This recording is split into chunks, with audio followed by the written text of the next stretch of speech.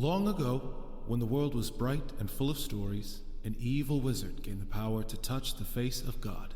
Narrativa, goddess of stories and weaver of our world, banished him to the void, but not before he stole a piece of her divine essence. With this newfound power, the wizard lay a dread curse upon all the world, the Glyph Purge, which struck from the minds of all mortals the knowledge of how to read and write. Now, all that stand between the Isle of Meotia and an age of endless ignorance are the bards, who tell stories of distant lands, exotic creatures, and brave heroes. This is one such tale. Hello and welcome to Challenge Rating Zero, the latest and greatest Dungeons & Dragons podcast to hit the internet airwaves. I am Sam, your Dungeon Master, and I am joined as always by my longtime friends and adventuring companions. Hello, I'm Brian, and I play Hector the Gatekeeper. Hi, I'm Beth, and I play Rilla Longshadow, soon to be the last elf from from Greenleaf, except for maybe Dara. Oh my god! Oh my god! What the fuck? Hey there, I'm Alex, and I play Ruger Firehide. And last but not least, we have the man who calls himself Michael, but who we call Parker. Michael Parker playing the druid Zurabak. Say hi, Parker. Hi, Parker. Fantastic. We are joined once again for a tale of epic fantasy. Things are getting pretty crazy in the Springvale Forest. Had a pretty solid scrap last time. What's everyone's opinion of pixies on this side of the fight? Anyone have any strong feelings, pro or con? Pixie? Very happy they're dead. I'm very pro dead pixie, for one. Yeah, I'm all for killing Tinkerbell. You know, she knows what she did. What, save Peter Pan's life on more than one occasion? I don't remember what she did because I failed that saving throw. Nice. If you ever read the Pushing Up My Glasses original novel, then neither does Peter remember what she did because of the way Neverland works. So he just forgot Tinkerbell after she died. Okay, well, on that cheery note, I guess we'll just move on. Wow, I'm sad now. Holy wow, fuck. It's fuck. All right, just really setting the mood. That's pretty. It's like he visits Alice as an old woman, and she's like, "How's Tinkerbell?" And he's like, "Who?" He's like, "Oh no." It's like every Grimm's fairy tale. It's like, actually, everyone dies. Actually, everyone dies. That, you know, Disney made a movie about. They're all dead at the end of it. So some of them get eaten. It's terrible. You know, the hunter survived Little Red Riding Hood, and only the hunter. Yeah, well, that's because, you know. It would have been fun to see like a whimsical rendition of someone dying as they dance in hot iron shoes, right? That'd be fun. What? What story is that from? Hot iron shoes? Isn't that? I'm trying to remember. It's one of the princesses. It's is it the stepsisters, the stepmother of Cinderella? Somebody's punishment is that they're put in like molten hot lead shoes to dance until they die. I don't remember that from Cinderella. I know in the original, like, the sisters do mutilate their feet to try and fit into the slippers and then just have to live with mutilated feet for the rest of their lives. Yeah, you know, it's like societal expectations for beauty standards. It's like, what are these women doing to themselves just to, apparently, meet some man's fucking expectation? It's disgusting if you think about it. Social commentary. Apparently, it's the Queen and Snow White. Apparently, it's the Queen and Snow White. It's the punishment for the Queen and Snow White. Red hot iron shoes. Yes. I hadn't got there yet. I knew it was one of them. Wait, is the Queen from Snow White different from the witch in Snow White? No. It's the same person. Maleficent, right? No, Maleficent is Sleeping Beauty. Damn it. You're doing bad, Alex. I don't Disney very well. I was going to say, Alex, are you a Disney adult or not? What are we doing? The official Disney name for that character is simply the Evil Queen. Okay. Well, that's been your Brothers Grimm minutes here on Challenge Rating Zero, the segment everyone loves. But let's get into our story that we're telling. When last we left our heroes, Hektor, Rilla, Zurabak, and the lawman Ruger Firehide were in the bowels of the ancient and sprawling Springvale Forest, which was being slowly consumed by the darkness and tainted magical energies of the Badlands, which looms on its western border. The chaotic, wild magic of that place is bleeding into this forest, which was once protected by a powerful spell cast by ancient elves to keep all the elves residing in the Springvale Forest safe from outsiders. Not only is the forest being slowly blighted, the trees dying, the animals becoming carnivorous, and the native life becoming hostile to the elves that reside there, but our heroes have a personal stake in the Springvale Forest as well. Our heroes are continuing their grand quest to assemble the items of power needed to reconstruct the Stricken's ancient spell, restoring the land and the written word to the people, and Rilla Longshadow, native of the Springvale Forest, is on a personal mission to save her younger sister Dara from sacrifice. Our heroes are here to gather a special flower that grows in places of bloody betrayal, known as the Death's Head Orchid.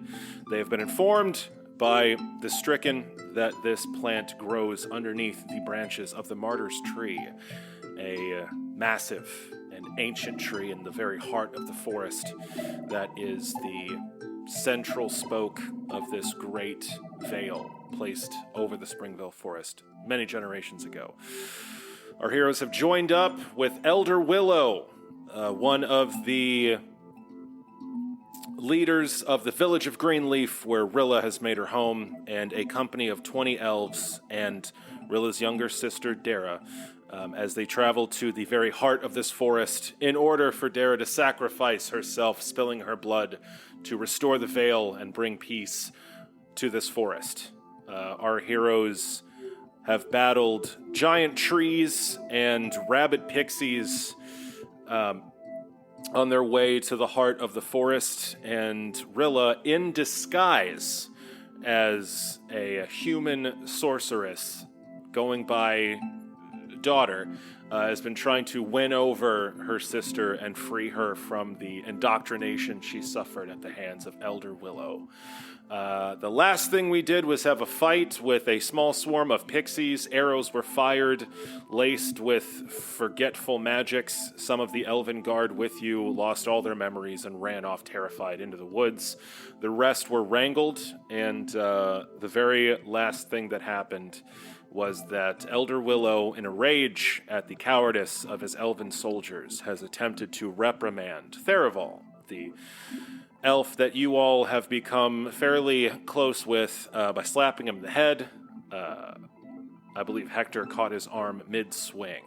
So, Hektor, you are standing amongst this small crowd of elves.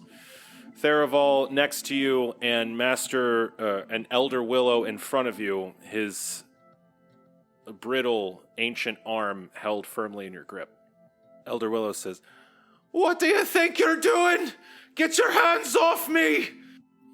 Hektor just says, firmly but quietly, "That won't help anything.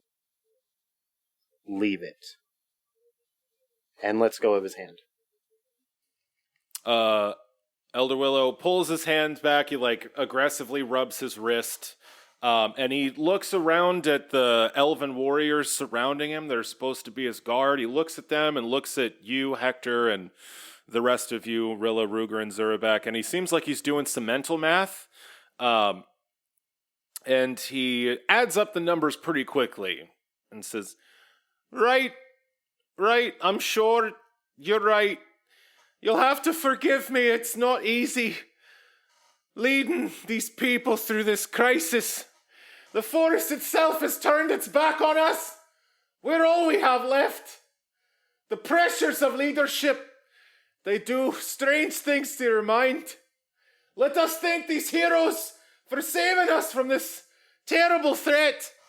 And all of the elves around you give you a very muted applause And Elder Willow says, "Well, it seems we're losing the light. We'll have to make camp somewhere soon. I don't relish traveling through these woods in the dark, not anymore. Will you protagonists lead on? Find us a spot." I can take lead on that front. Excellent. Elder Willow motions for all of the soldiers left with you, about 18 elven warriors. They form up ranks.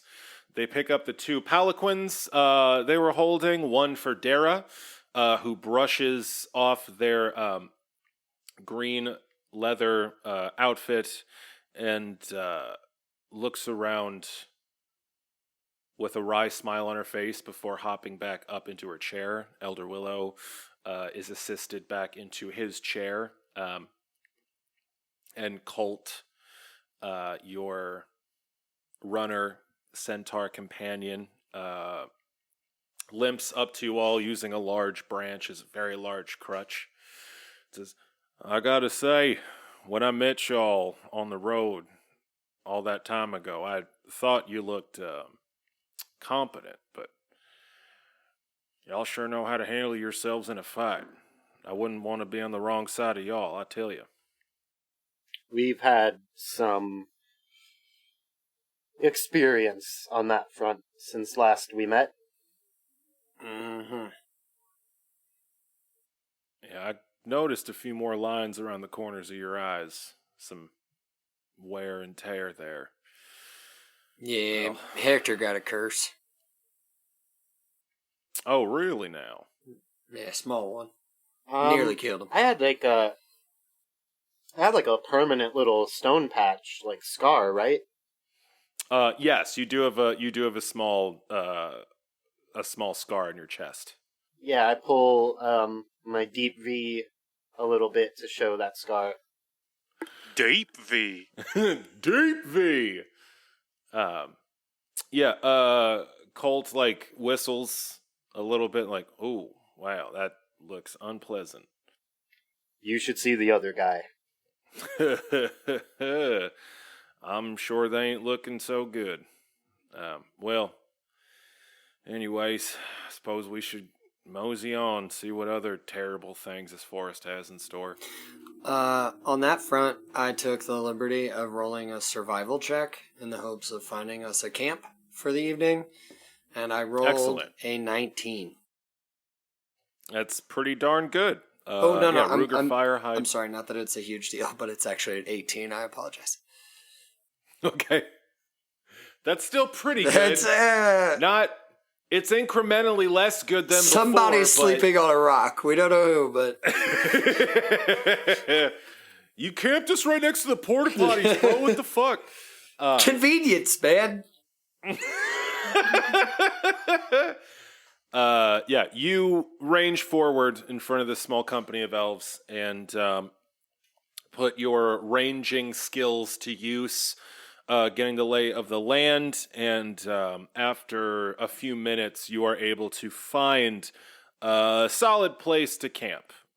There is a nice clearing that is surrounded by a natural screen of dense thickets, a lot of shrubbery laced in between the towering trunks of these massive trees all around you. Seems like a good place to bed down for the night. Lots of cover visually from all angles, and fairly defensible. You can put everyone's back up against the trunk of one of these trees, which is some like 30 feet wide, and there's a nice thick screen of shrubbery all around you.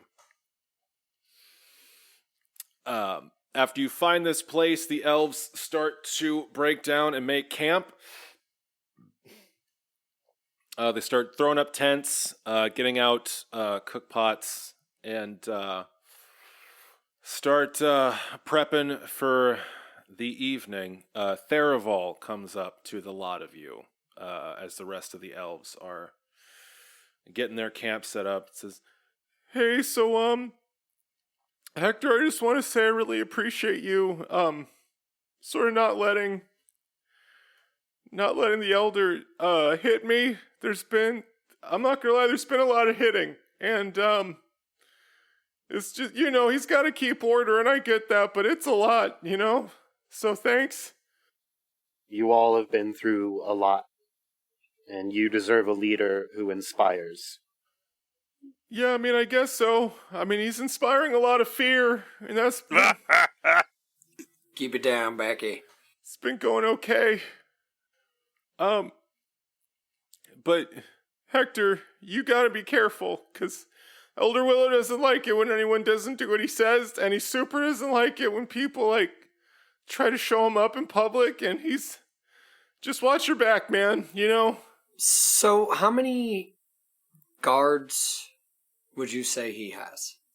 It was 20, so isn't it 17 now? You started out this journey from the ruined remnants of the village of Greenleaf with 20 elven soldiers in Dara and Elder Willow. After that pixie attack, 2 of their number got laced with these pixies like fey magic, and they lost all of their memories, and they ran screaming into the woods. There are 18 of these guards left. Does that include Thurval?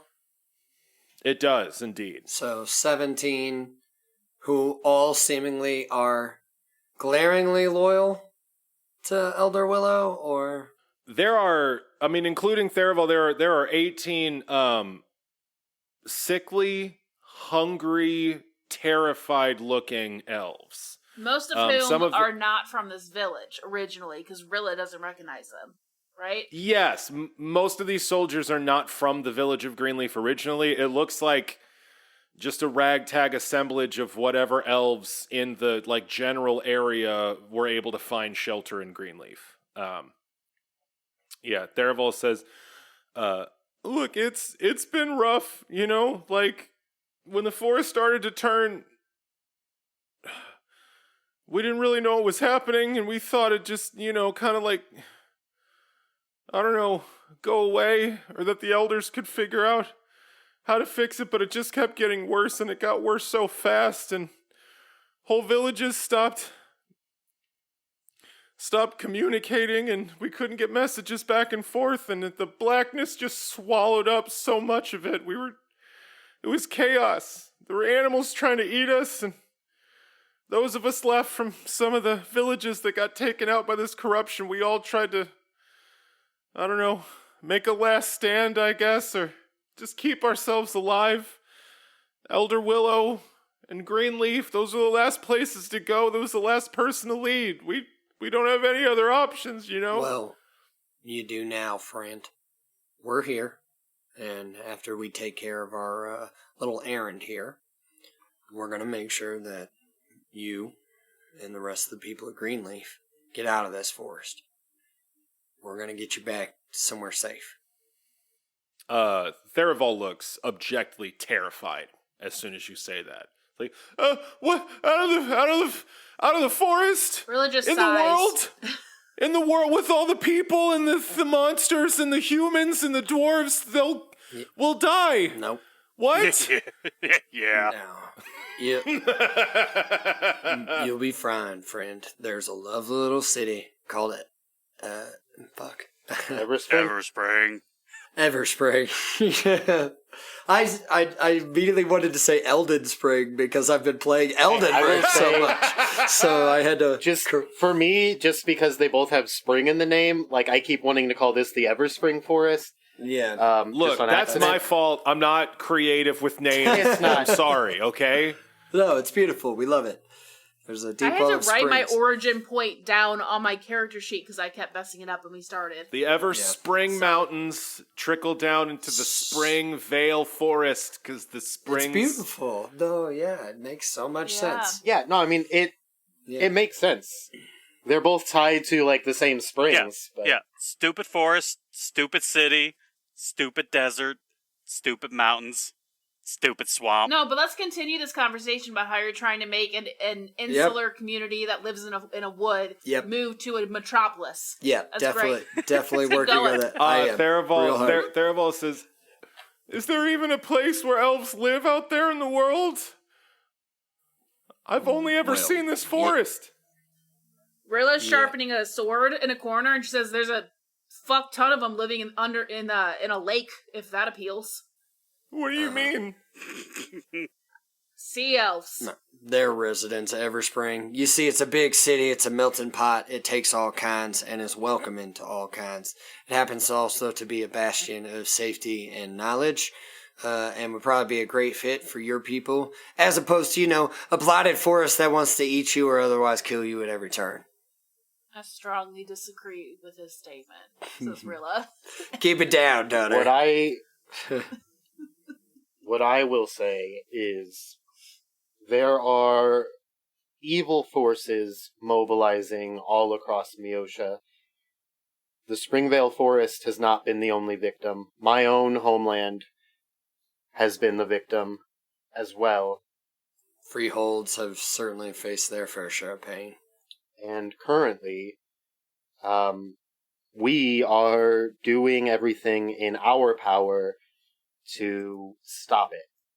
There is a way, and we think we might know how. And that is why we're here, and that is why we do what we do. And I would say that while Greenleaf may have been a last holdout for the Springvale Forest, I think from what I saw there, that it is not a holdout that's going to last. And that Everspring may end up being the last holdout on Meosha until we can get this. I don't think you guys need to move there, but it might be somewhere to stay safe for a while. But Elder Willow said that if the elves leave the forest, we'll die. He said he'll fix the veil. We just have to offer the sacrifice, and then everything will be fixed. Yeah, you just have to murder a child. That sounds reasonable. And Rilla cuts her own hand a little bit. Oh, okay. Daughter, are we okay? Let's maybe not. She doesn't even react to it. Right. I mean, our ancestors sacrificed themselves to make the veil 1,000 years ago. That's the... Were they children? She asks. I mean, I don't know. I guess... Probably not. I guess not. Mm-hmm. Oh, man. Friend, word to the wise. Oh, man. Oh, man. Oh, jeez, man. Oh, God. What are we doing? Ah! Listening to you whine. I mean, daughter and Hector have the right of it. We have no business sacrificing children. And we do have business trying to save y'all. So we're going to go to this tree, this heart tree, and we're going to find this flower we need. And then we're going to get you and your people to safety.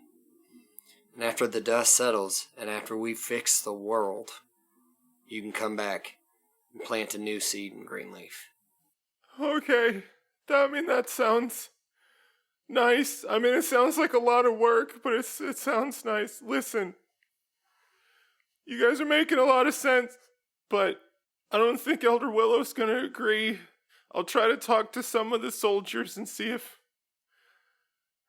maybe some of them can come around to how crazy all this is. But listen, you gotta be careful. If you say this stuff around Elder Willow, he'll go fucking ballistic, okay? I don't know what he'll do. I don't know what he'll have Dara do. She does whatever he says. We know, and that's why we have gone along with the pretense that we're helping escort to the sacrifice. We have no intent of letting Dara be sacrificed. Fuck, man. Everything's so shitty. God damn it. Yes. Yes, Yeah, it is. This forest sucks. I reached into my satchel and pull out my flask, and I just give Thorvald my flask. He swigs so deep. Like there's whiskey running down the side of his mouth. He like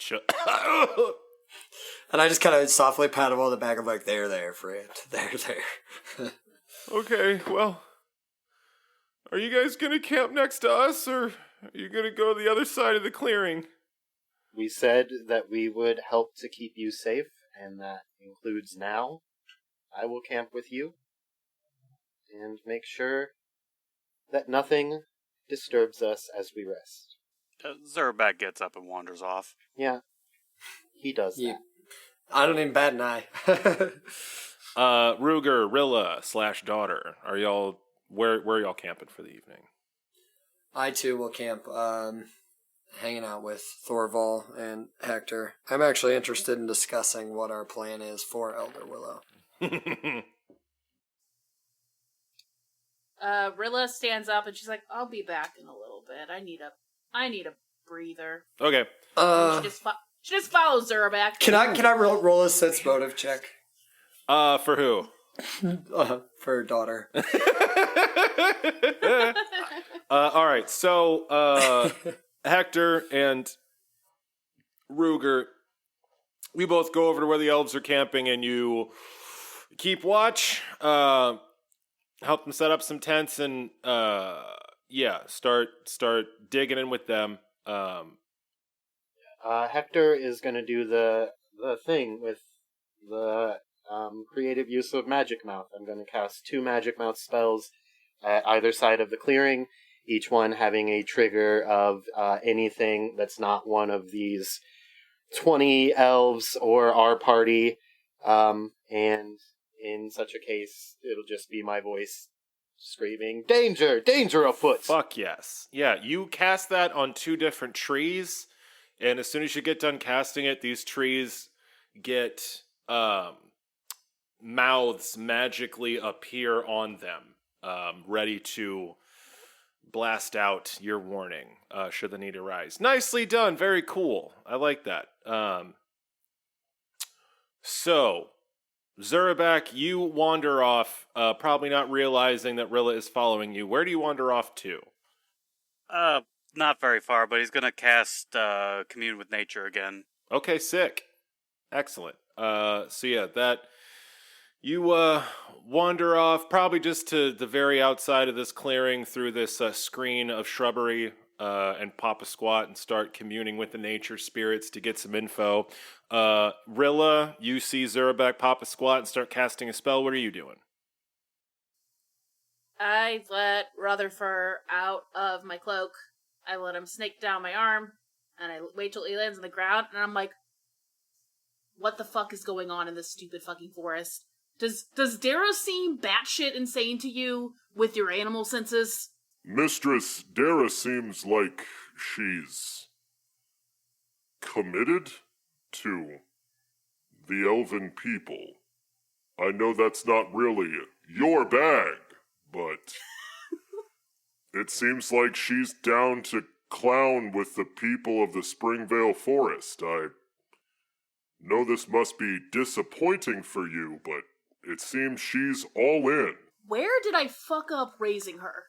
Do you know?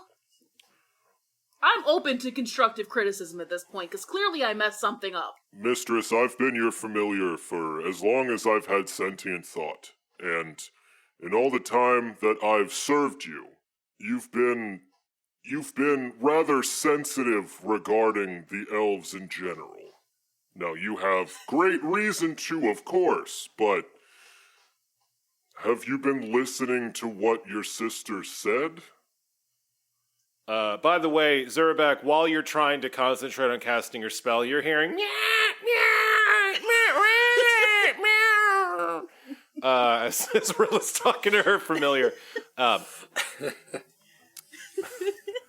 Mistress, your sister feels like she's been living in your shadow her entire life. You've gone through terrible, inexcusable things in your life, but you've also been the most important person in your family, in the town you grew up in, and maybe this entire forest, since your abilities presented themselves. Can you imagine what it must be like for your sister to not have so clear-cut and noble a life path, to not know why she's here, to not ever be as important as you?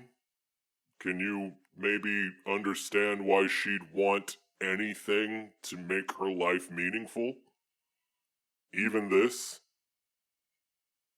We've been in danger. We've sacrificed our own safety on more than one occasion. You've had me attack sword-wielding bad guys. Like, more than once. We sacrifice for the greater good. Could your sister's intentions maybe be noble? I think the struggle I'm having with that is one, I was always jealous of her for being normal. She got to have a life and friends and freedom that I wasn't allowed. And two, I find it hard to believe that she doesn't remember any negativity, anything that happened, or how I would come home, when I came home, if I came home.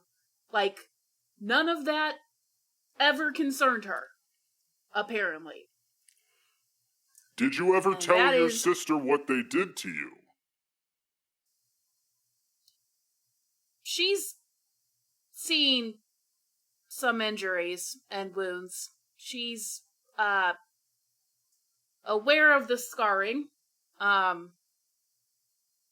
tried to shield her, and that probably was right in the moment, but bad now, right? Like, you don't want to tell your little sister that you're being horrifically mutilated by a leader, but hey, now she thinks he's a good guy. And Rilla, like, kicks a tree real hard. It yells, "Danger! Danger!"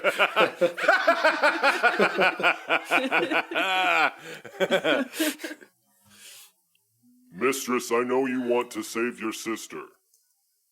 And I'm sure you will. I haven't seen you fail yet. But maybe, instead of talking to a magical cat about all of this, you should try talking to her. It's hard, though, because she thinks I'm a human. And if I tell them I'm Rilla, fuck, that's just gonna make things worse, right? Right?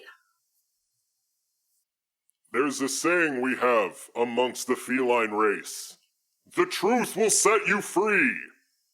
Now, if you'll excuse me, I have to lick myself in a lot of places. And he scampers off a bit and starts to clean himself.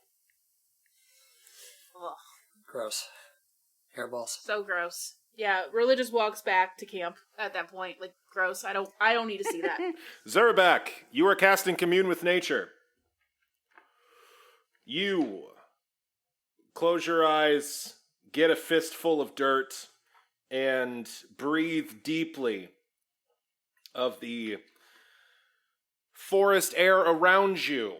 You are surrounded by impossibly massive trees that stretch to the heavens, their boughs blocking out the last few waning rays of sunlight on the horizon, and there is the lingering stench of rot and decay as the blighted landscape looms all around you. The trees with black bark, the brittle black leaves crumbling all around you. Why don't you remind me and our listeners what Commune with Nature does? For about 10 miles, I can detect, I instantly gain knowledge of 3 things among the following subjects: the ground terrain, plants, minerals, bodies, water, people, general animal population, presence of woodland creatures, presence of powerful unnatural creatures, or even the general state of the natural setting. Excellent. We're gonna definitely go with the presence of unnatural creatures. Probably general animal population, because Zurabak's hungry. And, people. Okay. you let your conscious mind go and your subconscious fully bonds with the natural world around you. And like it did yesterday like it did yesterday before you got to Greenleaf, the forest screams. The first thing that enters your consciousness is the agony and terror that the natural world around you is feeling. It's like the trees are screaming in your head in absolute agony. There is a through line of pain and chaos through all of it, so powerful that it almost blocks out any useful information. But after you sort of ride it out, you are able to get the knowledge you wish. As far as local animal populations, there is a small family of deer not a half mile away from where you're camping. They seem to be by a stream that is flowing through the forest. So that might be good for lunch. And what else? And people. There is obviously the camp of elves and humans right next to you in the clearing at your back. And as you stretch out your consciousness, just about at the limits of your senses, there is one person that is streaking towards your location with incredible speed. You first pick them up, like you don't detect them at first, but then they like become a small blip on your natural radar as they pass into the radius of your senses, and they are speeding towards your location. They seem to be airborne somehow and making a beeline to the clearing that y'all are at. And then as far as unnatural creatures, at the ass end of your senses, at about the same area where that person is streaking towards you, there is a cloud, a miasma of unnatural creatures, like death walking, shuffling around in a disorganized horde, looming 10 miles west of your location, deeper into the woods, directly where you're headed. Stupid cat.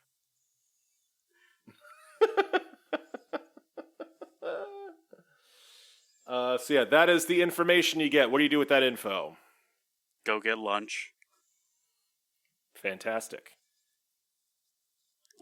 I could roll survival. That's a thing I can do. The answer's very well. Somewhere in the 20s. Yeah, you are absolutely able to not only get enough food for yourself, but get enough food for everyone in the camp if you wish, though your hunger is unending and impossible to sate. He brings some back. Nice. Yeah, you take out an entire deer. You take out 2 entire deer, one I assume for you and one for the rest of the camp. They are speared cleanly, and you basically just like walk into the bush and come back like 30 minutes later with one deer hanging off the tip of your spear over your shoulder and another just dragging by its leg. Excellent. Zurabak returns with some grub for y'all, and you all sit down to tuck into some food as night falls upon the blighted Springvale forest. Rilla, having grown up here, you are very familiar with what the forest should sound like at night. There should be some rustling, the howling of some wolves, the slow, soft hoot of owls stalking their prey, but there is no sound whatsoever this evening, except a strange groaning radiating from deep into the forest beyond the light of your cook fires. It sounds like wood bending, and once or twice there is the loud crack and rustle of what sounds like entire trees succumbing to their rot and toppling over. But that's about the only thing you hear. After I drop off the food, shit, Elder Whittlow's the most sane elf, isn't he? No. That depends on your definition. He'd have an answer, and that's what Yeah. Zurabak wants. So he stalks off in that direction. Yeah, Elder Willow has his own tent. It is twice as large as anyone else's. There are 4 elves positioned outside of his tent as guards, and he is eating by himself inside, lit by candlelight. As you approach, the guards don't even twitch in your direction. They just open up the tent flap and let you in, not wanting to fuck with you in any way, shape, or form. Elder Willow says, "What's this? Who just walks into the tent of Elder... Oh, it's you." Usually I have a herald that says all my royal titles and whatnot. He's on vacation. Right, well, I suppose that's fine. What do you need? How many elves were in this forest? In the entire forest? Rough estimate, yes. Thousands. Beyond thousands. Fun. They stand between us and the tree. How do you know that? I can feel it in the wind, in the dirt. Well, lad, if there's elves in this forest still, they'll join our side. The authority of an elder is unquestioned. I'll bring them over to us. I don't think they're quite elves anymore. What do you mean? They're unnatural. Are they dead, do you think? Zurabak shrugs. Then he gets up and leaves. What? Wait, but what this... Okay. All right. Cool. Where is Dara? Dara That's what I was going to ask too. is sitting at a small campfire in front of her tent. Her tent is positioned beside Elder Willow's. It is half the size. Dara has no guards, and Dara has no one else sitting around her small cook fire. She's got like a small pot boiling some like lentil soup, just some simple shit that she's stirring with a wooden spoon. She's sitting by herself. None of the other elves are anywhere near her. Am I back at this point? Yeah. You're all the sun is down, the moon is risen, night is falling, night has fallen, and all the elves are just quietly, somberly eating meals, curled over their bowls. I grab not Sebastian by the arm and I drag him over to the campfire with me. And I'm like, I'm gonna need you to cast that spell again, kind of soon. You know, the one where people can't hear us. Oh, of course, anything from one of my protagonists. My cat says I should just come clean. That is a risky move, daughter. Are you sure you want to do that? I wanna get more of a sense of what's going on here first, but if I do decide to do it, you should be close by. Okay. Do you think it would be a good idea to have the others come? Probably, yeah. The stricken turns around and says, "Protagonists! Please come over here, please." Yeah, alright, I'm coming. Hold your horses. Colt's like, hey, watch it now. Come on now. He's right there. Rude. Terribly rude. And yeah, Hector comes over as well. Zurabak, do you deign to join this council? He walks over. There's a lot of zombies or something out there. I got things to do. And he wanders off. Okay. Is he gonna eat them? Would he eat them? Of course he would. Excellent. Great. So yeah, Rilla, Hector, Ruger, you all, with the stricken Anthony Geist, you all approach Dara's cookfire. Well, I think we might want to quick powwow before we walk over there. I'm listening. So, Rutherford thinks I need to tell her the truth. Wait, yes, because the cat talks the to cat. you. Yeah, Okay. yeah. Okay. Rilla, And it won't shut up! okay, this is just getting out of hand. And speaking of hands, Rilla, daughter, whatever, you cut yours earlier, so I'm a little concerned about your just general judgment making right now. Why do you want to come clean? Because if we're going to do this, we need to convince Dara that this is wrong, and the only way she's going to be able to do that is as her sister. Look, I don't want to have to fight my sister. 1. 2, she doesn't know the truth. She doesn't know who she's allied herself with. You don't tell little kids that you're being tortured, you know? You don't do it.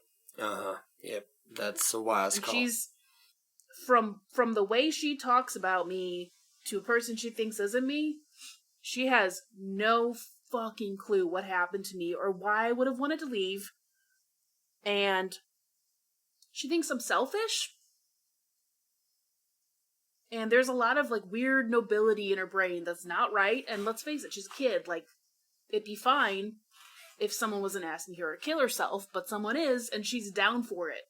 So, it feels like the easiest way to break through this shit is to be honest. Well, But I'm a big fan of honesty, and I think our time of deception is running short. The tree can't be far now.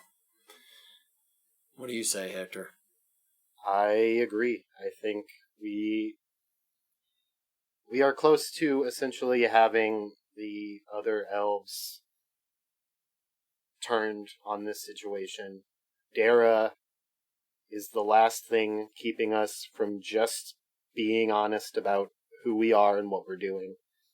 And I do think that the only thing that's going to be able to ultimately convince her is her big sister. And I hid who I was because I didn't want an entire village to recapture me. But they're dead. I don't think 18 scared elves and my sister and a shitty old man are going to be able to keep me here against my will. I'm pretty sure that if I yelled boo right now, that the elven army would be gone. So the pretense had a purpose, but the village is gone, so I don't think there's much purpose in staying like this much longer. I don't know. But I'm also worried that I'm missing something. That if I do this, she's gonna explode, she's gonna immediately attack, there's something I'm not aware of. I don't know. I could do with some help making her open up some more, I think.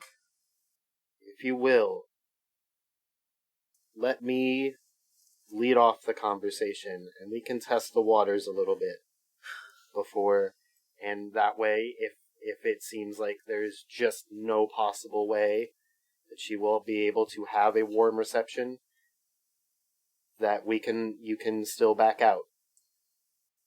When we get to the sacrificial point, if worse comes to worse, if you have to hog tie this kid and run, you do it, okay? Like, priority one is getting her out. 2 is the damn relic. 3 is me. Okay, like, or whatever. Like, we gotta, like, she's, just understand, like, if shit goes down, Quick mechanical question. When Dara was casting the lightning bolt, was she using verbal components? Well... Because I have an item for that, so that's just something to know. Let's see. It is weird, right? Like, also, if we're on, like, meta mechanical shit, like, Dara should not be of adventuring age. She should be younger than that. So the fact that she is exhibiting magic is weird. Like, that's kind of how Rilla's been. I mean, I did, but you know what I mean? Like, she's like a kid. Hector, to answer your question, yes, she was using verbal components. I think I may have something that can stop her from casting offensive spells long enough. I think I can probably overpower a child and tie her up, probably.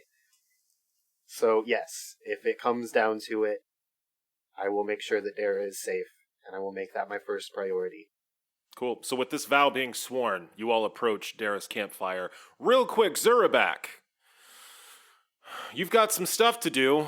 What are you doing? Well, Zurabak doesn't like things flying towards him. Yeah, at a very, very fast rate. And Zurabak doesn't like large hordes too terribly much, unless it's a horde of servants feeding him. You are a noble, I knew it. So yeah, Zurabak's gonna guess how long it would take for said flying thing to get here, and then throw a flare up. Nice. To catch its eye. Are you trying to intercept them before they get to the camp? Yeah. Sweet. Great. Yeah, you do some quick mental math, and you, head out. Math. You choose... Wait, does Zurabak has Parker's fear of math? Is that canon? No, that's just what he says when he's doing math. He just screams math. He's got his fingers to his temples. Math! You trot out a bit away from the camp, in line on if I see the cat, I tell it to go inside. Stupid talking cat. Rutherford hisses at you and scampers back into the camp. So you trot out into the blighted woods and travel for a few minutes, making pretty good time with your druidic abilities, your trackless step, and your ability to navigate the wilds freely. None of the grasping vines or decaying plant life are able to slow you down in any way, and you make pretty good time traipsing through the forest. And eventually you see a shadowy form. Well, no, you hear, because your ears are crazy. Yes, they're good. Yeah, ears good. After a ears while, good. Your impossibly keen ears pick up a whistling sound that is not the wind passing through these rotting trees. There is definitely something flying swiftly towards you. And you said, what are you doing? You setting up a flare? Yeah, it's 0 level spell. Sweet. What does that spell do? Dazzles one creature. Excellent. Creates a burst of light, causes light to burst directly in front of a single creature. Excellent. So you trot out from the camp, and your keen ears pick up the whistling noise of someone speeding towards you on their way to your camp. And as the silhouette of this form comes into view in this dark night, you throw out your hand, and a blast of light illuminates the face of the person coming towards you. You are looking at a very old elven woman with a deeply lined face, wearing somewhat tattered robes. It was on the back of a horse that looks like it's made completely out of smoke and seems to be galloping on thin air, flying towards you. You see Rilla's Aunt Arafin, who blinks in surprise at this flare of light in her face and says, By the gods, what the hell was that? Ugh, my eyes. Who is... Oh, you're that half-orc my niece travels with, aren't you? Zurabak shrugs. Right. I remember the shrugs. Well, it's good that I ran into you, I suppose. You were the one scrying on me earlier, right? Zurabak kind of puffs up his chest a little bit. Yeah. I have to admit that's good work. Well, you got a glimpse of what's lying in your path. There's a small army of shambling corpses between you and the martyr's tree. It will not be easy to make your way through all of that. I came to warn you and your companions, and, well, tell you my plans for saving this forest without anyone having to die. Alright. I could taste the zombies. I knew it. Yeah, yay, exposition to the one character that won't share. I respectfully Yay. disagree. Zurabak shares the most important shit at the most important times. That's, Zurabak gives the details when it's necessary. Parker knows the story has to move forward. Alright.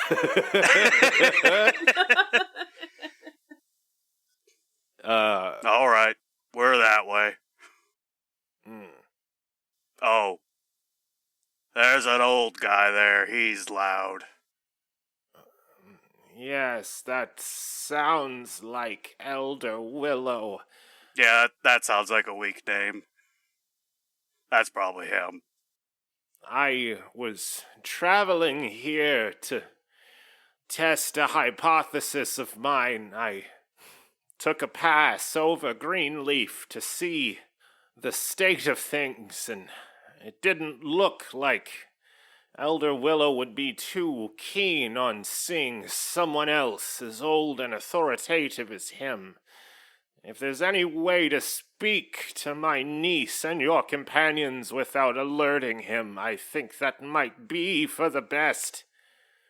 His goals and mine are not aligned.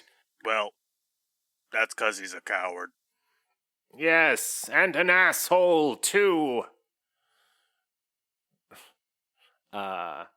And with that, we're going to jump to Rilla, Ruger, Hektor. You all are standing in front of Dara's tent. She is by herself in front of a lone cook fire. Her tent backs up to Elder Willow's tent, but none of the other elves seem to be sitting anywhere near, as I said before. She looks up from her cook fire and says, "Oh, hi. What's up? Is everything okay?" Everything is fine. We thought you might like some company over dinner. Oh, sure. Yeah, that sounds great.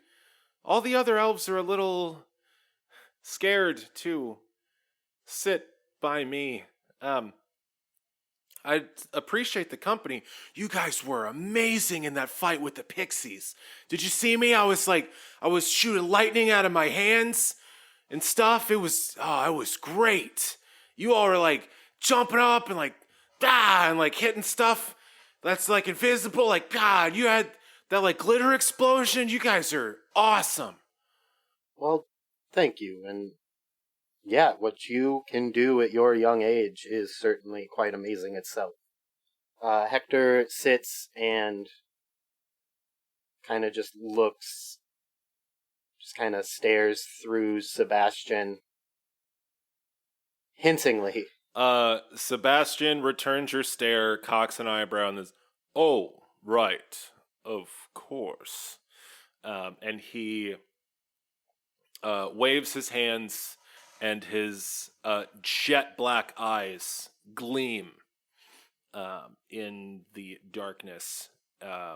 His hair is ruffled by a breeze as if from nowhere. And then all around you forms a large cube of swirling black smoke that dims the world around you. The fires from the other elves' camps becomes dimmer. The noise of the clinking of spoons against bowls becomes much more dull, and the stricken says, "That should keep us safe from any prying eyes or ears." Dara looks around and is like, "Oh, wow, that's awesome! What is this?" She like pokes her hand through it. It's not solid. What is this?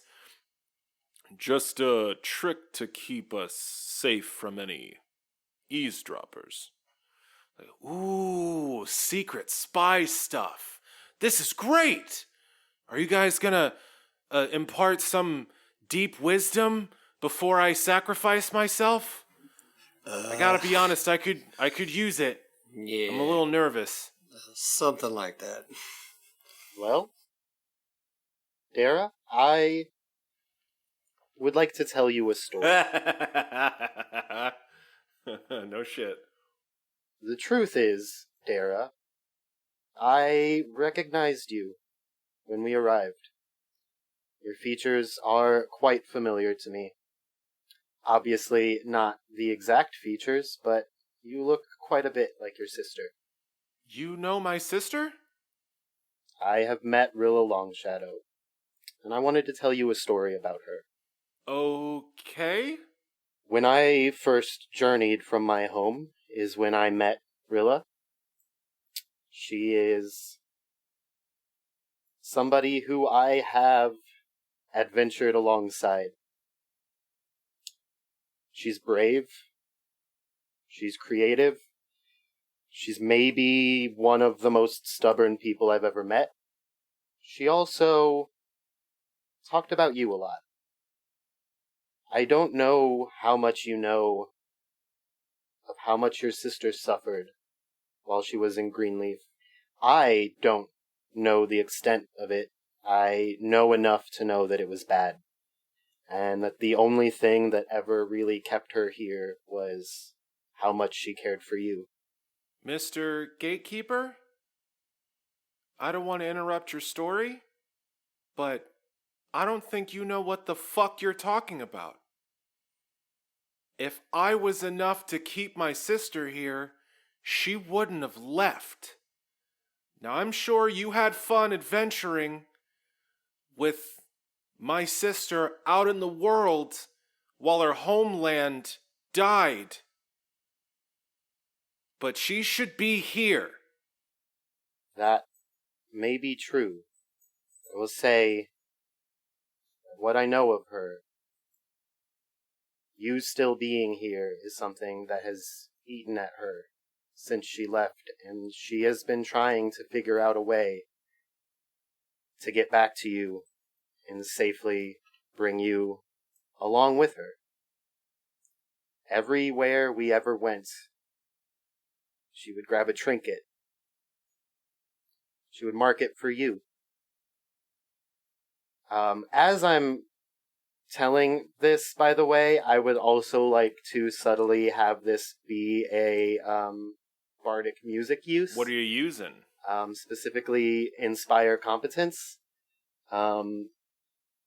Inspire Competence, Diplomacy, directed towards Rilla. Okay.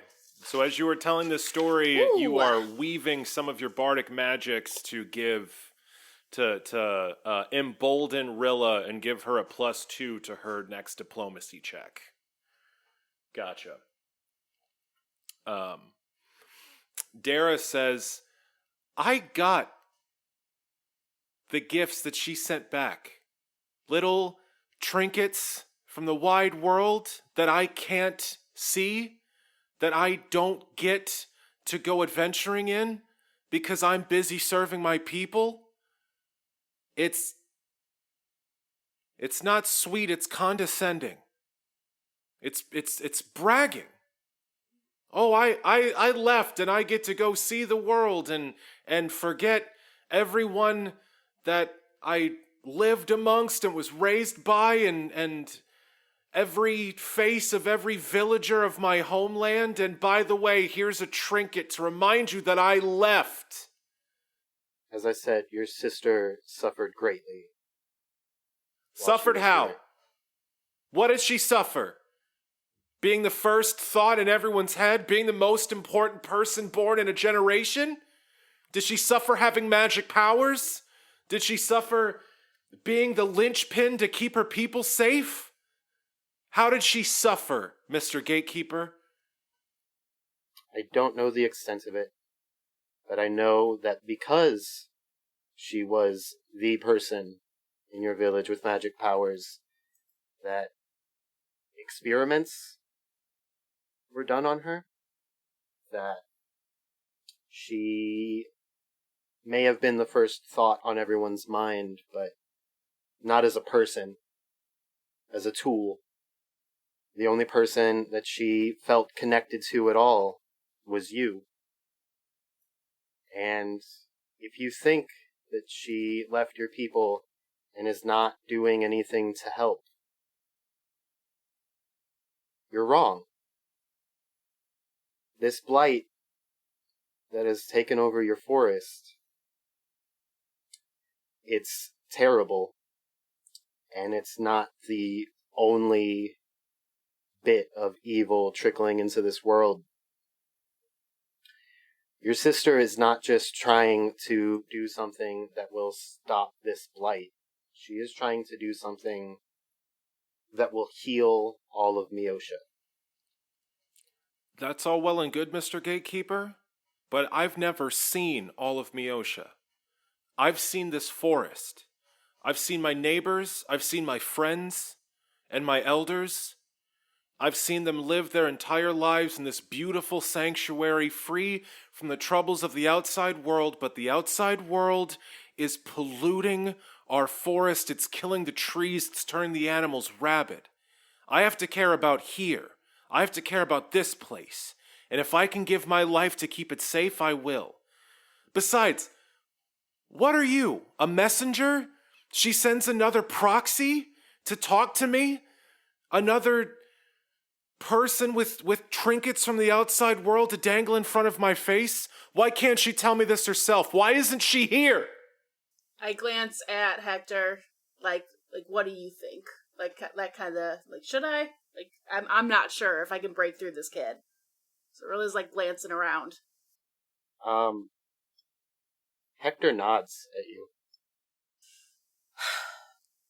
For fuck's sake, Dara, who the fuck do you think is here right now? And I, like, throw her doll at her, like, across the fire. The doll that you recovered from the crumbling ruins of your parents' home. Her childhood dolly. You throw this very roughly sewn together pixie doll at your sister. It bounces off of her chest and she scrambles to catch it before it hits the ground, and she looks at it wide-eyed, stunned, and then looks up at you. Rilla? How fucking dare you, Dara? You have no idea what's going on, yet again, and you've decided somehow that the only person who loves you in this entire village is your enemy. What the fuck? And she just kind of scowls at her. What is happening? What is going on? Why are you talking with my sister's voice? Is that you under there? Rilla starts pulling off the, like, human ears and just tosses them in the fire. It's like, this makeup's been getting annoying. I've had it on for like a day and a half now. Just like smears it off. You start removing the bits of your disguise, and as you take more and more bits off, throw them into the fire, Dara gets up out of her seat. She backs up a couple steps, clutching this doll to her chest, and she looks horrified. It's like, now you come back? Now you care? Now was as soon as I could get back. Okay, Dara? That was as soon as I could fucking manage. After getting shanghaied by this tiny piece of shit little god. And she, like, kicks Sebastian a little bit. Hello there. Ouch. Do you want to know what the elders did to me?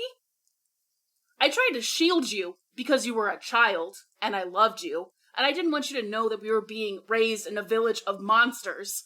And Rilla, like, rips up her sleeves, and there's just, like, a copious amount of scars on both arms, like, all the way up, like marks and cuts, and she says, they fucking tested my blood for my entire childhood.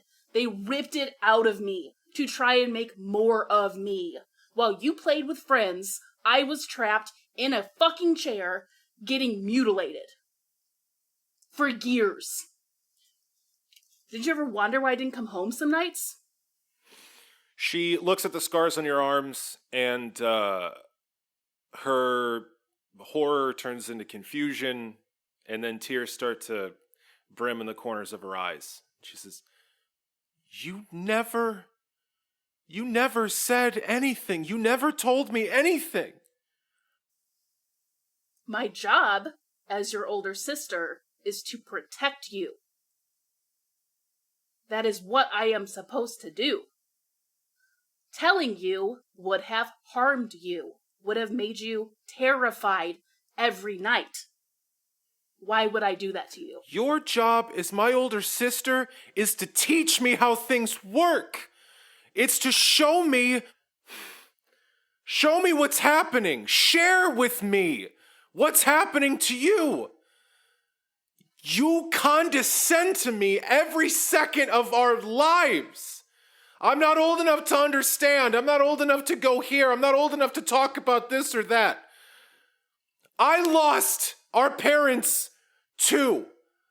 I lost my sister when they found your magic powers. I was alone and I didn't know why. I needed explanations. I needed honesty. And you got your honesty from a lying sack of shit, otherwise known as Elder Willow. What did he say about me? What lies did he fill your head with to turn you against me this much? Elder Willow didn't have to lie to me, Rilla. You left. You left the forest. You left the elves. You left me. You left! Did he tell you that I never knew about the ritual? That they never explained why they did anything to me? That it was nothing but torture with no end for my entire life and no purpose? No purpose I could tell. You didn't know about the sacrifice. You didn't know that your blood would fix the veil? They didn't tell me anything. Ever. I can't believe that. I can't, but why wouldn't they tell you? Why would they tell me? I fought them, Dara. I didn't help them. If they told me, maybe they were afraid I wouldn't willingly die. Maybe they decided to dupe me so that they could do what they wanted with me until my death. Who knows? I'm not an elder. All I know is I was told nothing. Ever. Rilla, I'm sorry. I had no idea. But that doesn't change anything. A sacrifice must be made. The veil is failing. This dark magic from the outside world is creeping in. Someone has to sacrifice to save us. Dara, the problem with that is that the world outside is failing. And you sacrificing yourself, or me sacrificing myself for you, isn't gonna change that. The veil, I'm trying to think of a way to explain this. The void is entering our world, and it's going to consume it. Your death, at best, will give the other elves in this village, or in this wood, which at this point are these 20 guys? Maybe a little more? A few years' time.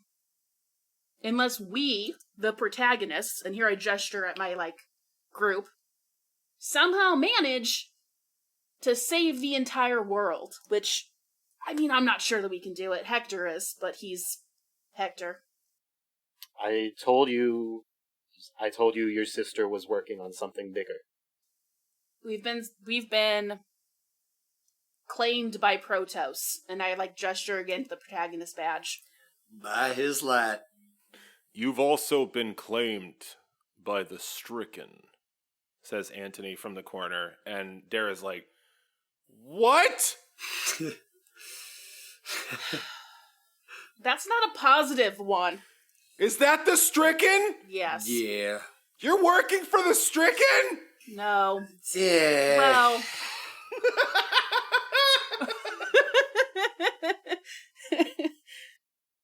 We're forcing him to help us, and then I shove him.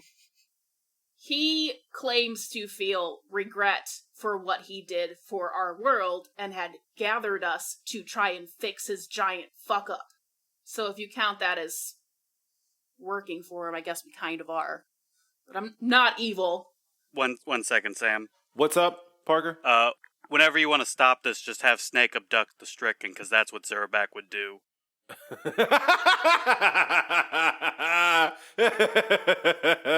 Did you send your snake to go get the stricken?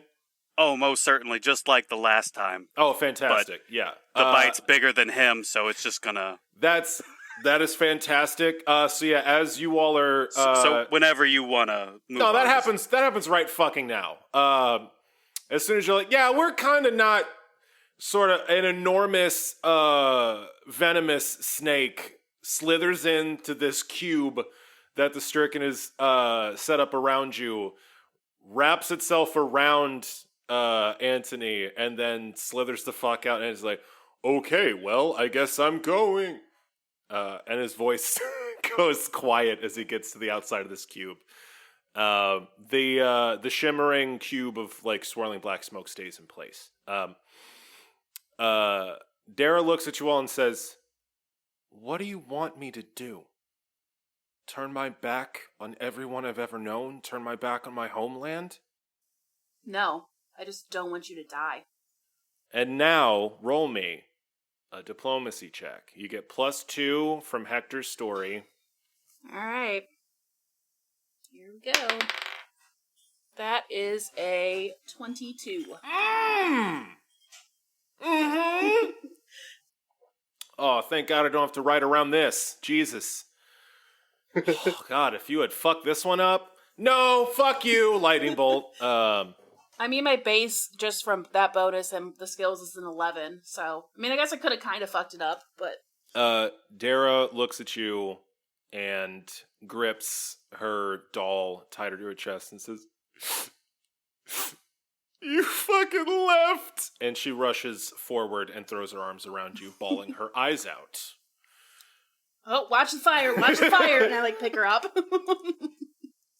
Cut to Zurabak.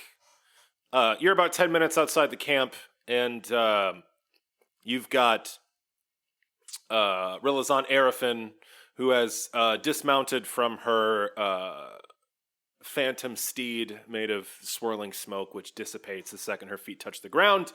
And after a while, your snake returns with the stricken trapped within its coils. Antony says, "This is interesting. Arafin, it is a pleasure to see you again. Are you and Zurabak playing nice out here?" Zurabak shrugs. "Yes, well, as I was attempting to tell the druid here, I have a plan to fix things in this forest. And I'm probably going to need your help. And that's where we'll end.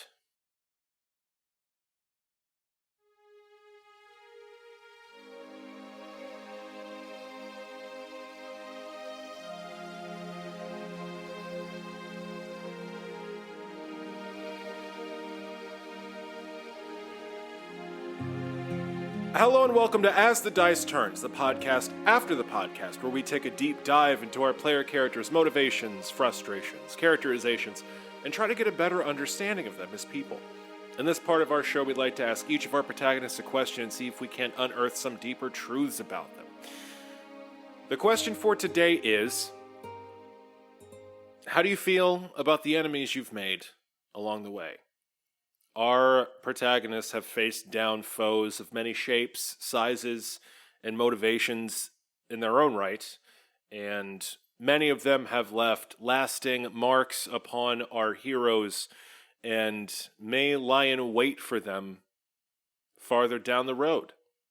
I'm curious to see how our heroes feel about the villains that have stood in their way thus far in our adventure. So, let us begin with Rilla Longshadow. Rilla, how are you today? So all the lights go off in the studio as step one. And then we get like a lovely set of like 80s music going and like those little strobe lights go on. And you know, because it's free skate time. And Rilla comes rolling in on her white rollerblades. And starts doing some sweet disco moves. I'm doing a little retro thing this week. How are you? I'm good. Those are some impressive moves. Rilla, I have to say, you've become very good at rollerblades. I will admit that I used some of the sponsorship money, which I know is technically yours, to upgrade the electrical in this building. You know, to support the disco ball. The disco ball seems expensive, but I'm sure... Sharon, are we just giving this money out to anybody? Share. I did add a DJ booth. She might not be able to hear you up there right now. Wow, she's really killing her on the ones and tunes up there. Never mind, Sharon. Just keep rocking out. Okay, so my studio where I work now has a fucking half pipe with a loop-de-loop. There's a DJ booth, and now it's just gone full roller disco. So I just don't have any claim to this space at all. You're killing it. I can't believe Rutherford's got matching skates. It's impressive. You have a locker. You have a locker over there somewhere. I'm pretty sure. Yeah, I guess so. Wow.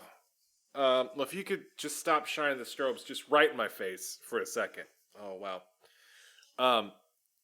Rilla, the question for today is, how do you feel about the villains that have been placed in your path along this journey? You fought several enemies at this point in various locations for various reasons. I'm curious what your opinions are of the enemies you faced, if any of them stand out or have left an impression on you more than any of the other ones. I mean, the external villains are never really the concern, right? It's the one we choose to keep nestled deep within the heart of our party that I fear the most. Personally. And who's that? Not Sebastian. Oh, so of all the villains you've faced so far on your travels, you're most concerned about the stricken? Yeah, how could you not be? We have a dark god traveling with us to, quote, atone. I don't believe a thing he says. I'm waiting for the flip, for the trick, for the trap. I don't know what it is, but I expect it to happen eventually. Interesting. So you think that Anthony Geist, the Stricken, who used to wear the guise of Sebastian Weaver, you think he's got a few more tricks up his sleeve? Some dastardly plan that's yet to unfold? I think that's all he has. I think that's all he is. Now that is very interesting. If you are so convinced of that, I'm curious, why keep following his leads? Why keep tracking down these items of power? Why help him at all in his quest? Do you believe he's trying to fix things, or? I think Protos must have a reason for us to be doing this. I think there's something going on at a level I'm not aware of. And we don't have any other ideas. So why not follow the path he leads, but keep a constant eye out for opportunities, ways to change it. I don't think the danger is going to happen anyway until after we've acquired everything. Now that is interesting. So you have enough faith in Protos, the god of heroes, the patron of all protagonists, that you are comfortable walking this path. He's not my god, but, he's not the one I worship. But, I think he knows something. I don't think he would have awarded us if there wasn't a way for us to make this work. I don't think he would have acknowledged us. That is a fascinating point of view. And certainly something to keep an eye out for. I mean, I can't speak to the Stricken's motives, but Anthony Geist has certainly been with you from the beginning, and he's absolutely proven himself capable of pulling a long con. So I think there might be some merit to that. Certainly makes a lot of sense with everything you've seen and experienced. Quite an interesting answer, Rilla. Thank you very much. Yeah, no problem at all. And she just kind of gets off and solemnly skates away. No tricks. Oh. She must really be concerned. All right, well, moving right along here, we've got Ruger Firehide in the studio. Lawman extraordinaire. Ruger, how are you today? Well, host, I need you to be honest with me.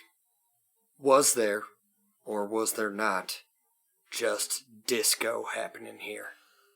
I believe the music that was playing could be characterized as disco. I didn't realize that Sharon had such a soft spot for the hits of the 80s, but that's where we're at. Well, listen to me, host. Mm-hmm.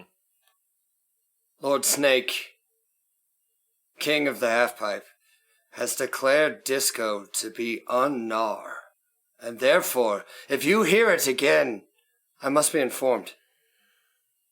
Understood.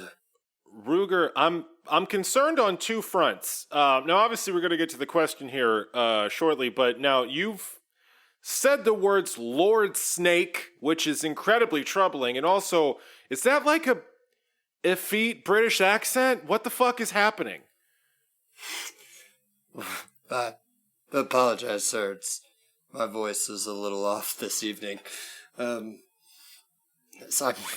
in real life, I'm sorry, I went to a concert on Saturday and my voice is like all kinds of fucked up. So that's why my voice has been off all night. Don't break the fiction! I'm melting! I'm sorry.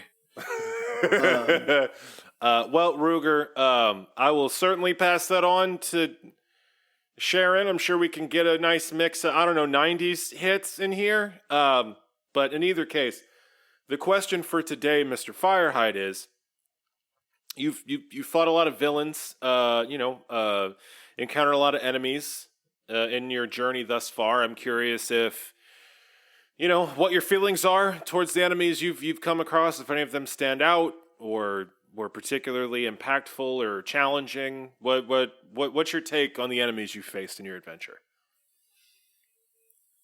Well, Varix can never be forgiven for what he did to Inga. And conflagration represents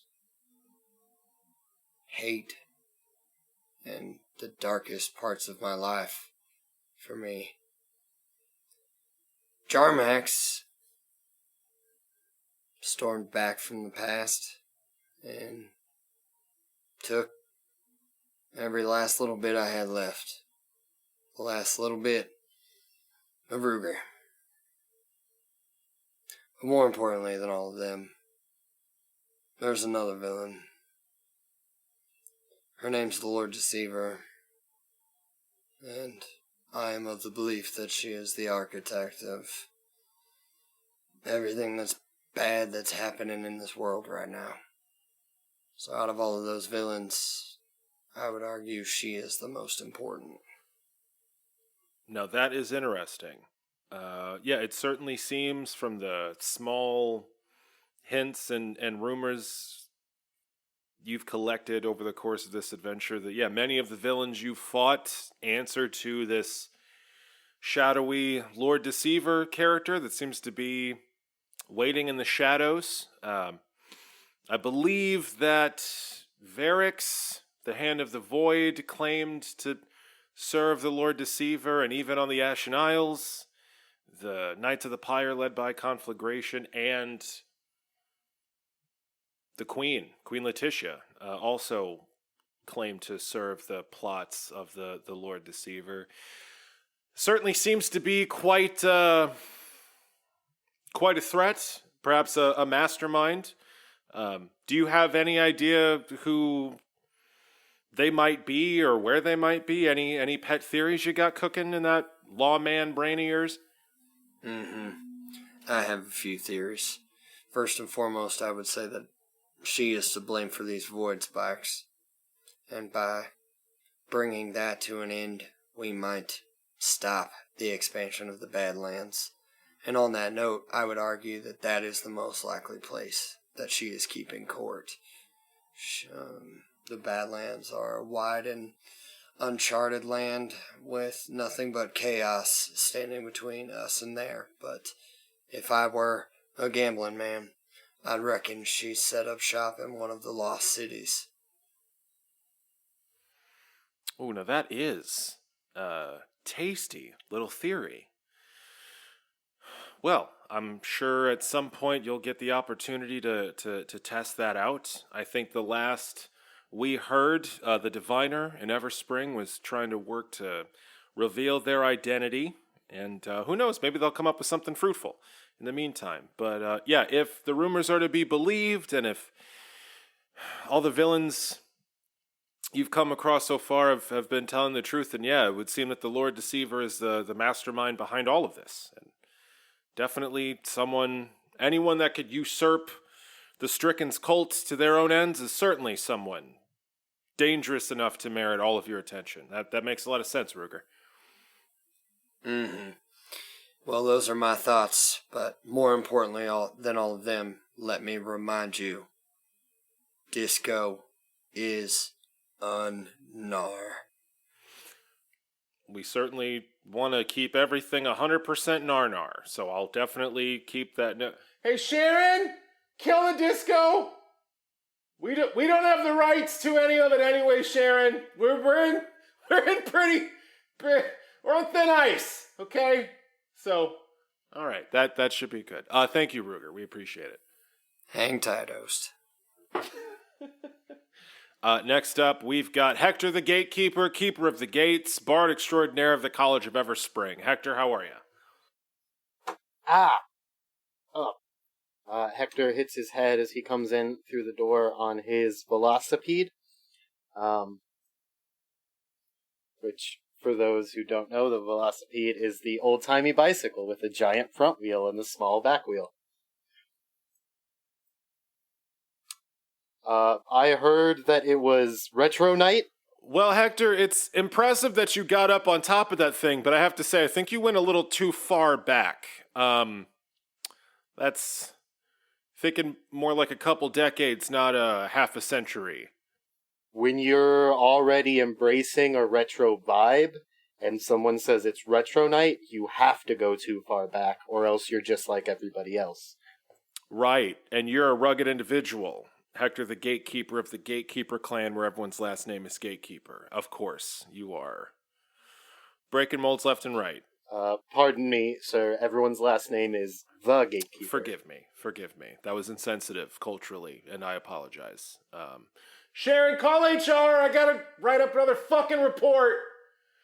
Anyway, Hektor, the question for today is, what are your thoughts on the enemies you've faced so far in the course of your adventure? You've done battle with a myriad of ill-intentioned individuals and organizations, and I'm curious if any of them left a mark, stand out, were particularly impactful or challenging. How do you feel about the enemies you've come across? Well, as far as leaving a mark, I guess the Knights of the Pyre left me the scars on my hands, and that Medusa left me the stone mark on my chest. But honestly, when I think of who we faced along the way, I mean, the scariest was Kesk, because he's a dragon. He's a whole fucking dragon. And we left him alive, and that's still okay. Still feel great about that decision. But my personal archenemy is Varric's Hand of the Void, and I will rip his heart out and feed it to him. Well, Hector, that is incredibly dark, especially for someone with your normally sunny disposition. I'm surprised to hear that kind of talk coming out of your mouth. But all that tracks. You have been left with quite a few scars from the fights you've been in. I believe the scars on your hand came from rescuing that girl in Blackrock when the Knights of the Pyre were burning it to the ground. That scar was on your chest from the Medusa and the rock joint curse that they placed upon Everspring. And yeah, Kesk, the great worm that you fought in Gator's lair definitely represents a large and very much still alive threat that hopefully won't rear its ugly head in your future. But yeah, I don't think anyone can forget Varric's, the Hand of the Void, who you battled in the Badlands and cast out the soul of poor Inga Hilltopple. I know that hurt you a great deal, not only because of the cruelty of her fate, but also, I'm sure, maybe a sense of personal failure. Is that too far, or? No. And the only way I can ever avenge her death is by ripping his heart out and feeding it to him. Okay, so we're still sticking with that darkness. Now, I may have a sunny disposition, but please remember I come from a tribe of warriors. This is honestly, I could make worse threats. That's a fairly mundane one. Okay, I'll try to keep that in mind in the future. Guess I'm just not used to that kind of talk from you. So I guess Varrix has a lot to fear the next time he crosses paths with you, if that comes to pass. Do you think you'll end up seeing him again out there? I know I will. Okay, well, I guess we should all try to maybe say a prayer for the fate of Varrix. I certainly wouldn't want to be on the other end of one of your rages, Hector. That's for sure. I don't know why anybody would pray for his damned soul. And with that, Hector hops back onto his velocipede. Hector, please watch your head. The track lighting. Hector, the track. Oh, God. That's gonna be expensive to fix. Okay. No, just leave it, Hector. Thanks. God. All right. And last but not least, we have King of the Shocker Lizards, Champion of the Goats, Emperor of the Rats, and Duke of the Isle of Neho, Zurabak the Unburned. Zurabak, thanks for coming back to the studio. How are you? Zurabak comes in wearing several tiger pelts as clothes. I see you're still on the warpath as far as tigers are concerned. None shall escape my sight. Right. So your snake is still leading their army of animal skateboarders, I assume? Oh yeah, he's still having fun or whatever he's doing. Just shredding on that half pipe. Okay. And you're just taking out every tiger that comes to join the team? There will be no tigers when I am done. Okay. Wow. Well, okay. I guess the world you come from, PETA, doesn't exist. We don't really need to unpack that any further. Zurabak, the question I have for you is, how do you feel about the enemies you faced so far in your adventure? The various creatures that you've sent screaming to their bloody and brutal deaths. There's been many. Some you fought on your own, some you fought with your party, some you've sworn vows to make them eat lava. I'm curious if any of the villains you fought are memorable, impactful, challenging. Do you have any opinions about the enemies you faced? They're forgettable. Okay, every single one of them, top to bottom? Yeah, I don't keep track of them. There's a lot of them. There are a lot of them. There have been quite a bit. From your first adventures killing members of the Stricken's cult in the Briar Marsh. Hillbillies. Hmm? Hillbillies. Yes, the hillbillies in the Briar Marsh that worship the Stricken, yes. From your first fights with them to the Grimlocks in the gate, not in the high pass, the Idiots. the Howlers and Varrics in the Badlands, the Spicy dogs. Well, now this is getting fun. Let's see what else. Let's see. There were the dinosaurs on the Ashen Islands. Cowards in their own right. And, of course, the Knights of the Pyre in the volcano. Yeah, they seemed fairly dumb. They did. I think I promised one of them to drink some lava. That's all I really remember, is one of them's going to drink some lava. Whether they want to or not. Yes, Conflagration, the leader of the Knights of the Pyre, you fought in hand-to-hand combat while surrounded by lava, and you did swear to make them drink some of that lava. Unfortunately, you didn't get the chance, but is that something you're looking forward to if you have the opportunity? I mean, probably. That'll be fun. Okay. Though I don't know where I'm going to get all that lava from again. Yeah. Making that's going to be challenging, I would assume. All right, so at least one has left at least some sort of, left a mark on your to-do list. I guess that's some sort of impact. So not even the enormous dragon that you barely escaped from alive in Gator's Lair, not really leaving any marks on you? Oh, right. I need to finish eating that. You still have some of that wing left? No, it's walking around. Oh, you mean you need to eat the rest of that dragon? I don't know why we didn't. Someone was talking. There were words. I zoned out. Okay. Well, here's a question. What about the Stricken? Do you see them as a villain? Is there? Villain's a strong word. I'm a villain. Huh. Oh, now that's very interesting. If we're talking about classifications, you did deny being officially announced a protagonist. You certainly don't wear the badge. There were badges? Zurabak, are you an antagonist? I'm Zurabak. You know what? I think we'll leave it at that. Thank you very much for your candor, Zurabak. We certainly appreciate it. I smell another tiger. I'll be right back. Great. Well, that's going to do it for us this time on As the Dice Turns, the podcast after the podcast. Sharon and I want to thank you for listening to our little show, and until next time, keep those dice turning. Hey there, dear listeners. Sam the DM here, checking in with the credits at the end of the show. Challenge Rating 0 is edited by the incomparable Audius Prime, a.k.a. Matt Sims. You can find more of his work at audiusprime.com. Music for Challenge Rating 0 is provided by the Harp Wolf, Danielle Williams. You can find more of her work at danielletaylorharp.bandcamp.com, including her album Why Are We Surprised When Seasons Change? It's a real banger. Additional music for the show is provided by Justin Ra. You can check out his work at justinra.com, including his album Age of the Spirit, which is also a banger.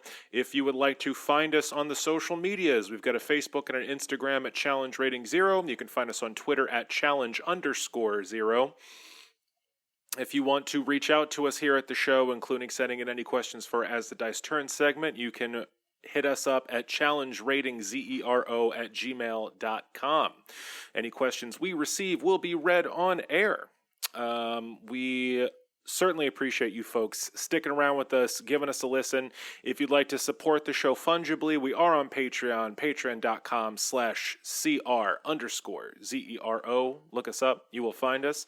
We've got a couple tiers and a couple bits of bonus content. We are working on more. If you can't support us fungibly, throw us, a review on whatever podcast device or application you are working on. Tell a friend about the show. We only get around by word of mouth, and for some strange reason, people on other continents are listening to this program, which warms my heart and amazes me to no end. Thank you all very much for the support you've shown, and we hope you will keep listening. We'll see you all in 2 weeks. Be good to each other. Bye.